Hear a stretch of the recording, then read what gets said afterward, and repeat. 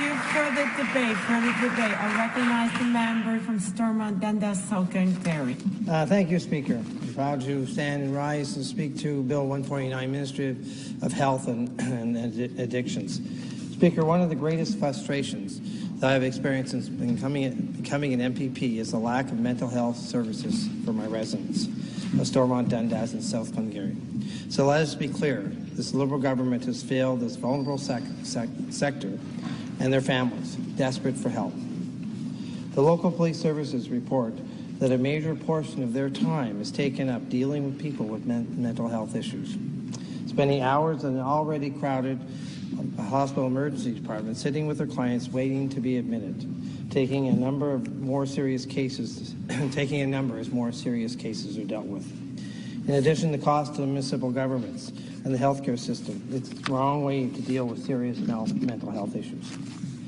Personal friends have been in my office after spending years dealing with mental health and legal agencies trying to get help for their family members. They're tired of the lack of available medical professionals and the long wait list.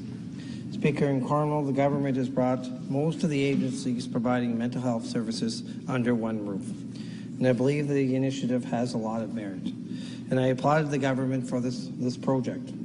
In theory, all the services that a patient needs are provided by professionals just down the hall, basically a one-stop shop. But not too long ago, I was invited to the kickoff breakfast to highlight this new and bold initiative.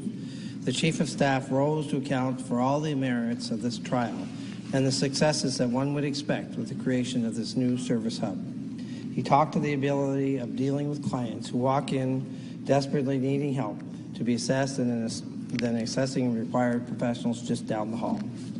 The Speaker, reality quickly set in when a member of the public raised his hand to ask a question. And he said, "Do you mean that if my family member is diagnosed with requiring a psychologist, that he will be able to get the service?" The doctor's enthusiasm quickly disappeared, and he responded, "Sadly, no, we just don't have the resources." So, Speaker, after spending much money on bricks and mortar, we do not have the money to properly fund the staff and operation. So, like so many expensive plans from this Liberal government, the promised goals will never be met, and more families will be left to deal with the problems on their own. So, Speaker, in my riding, just like the rest of Ontario, we're experiencing a rash of suicides and many cases of addictions and poverty-related cases. So we need the services that Ontarians have grown to expect and deserve. And, you know, we look at the long waiting lists and the issues that we're seeing in this last number of years. I recently, or a couple of years ago, we had a meeting with numerous not-for-profits that service this sector and others. And their word was, or their message was clear. We have not received any funding increases in the last 5 years. So as we see the demand skyrocket, how can we expect this demand to be met if we aren't putting the necessary funds in? While I agree that we need to put some attention, and I think this ministry might do that, I am concerned that the bureaucracy will just tie up the money as well.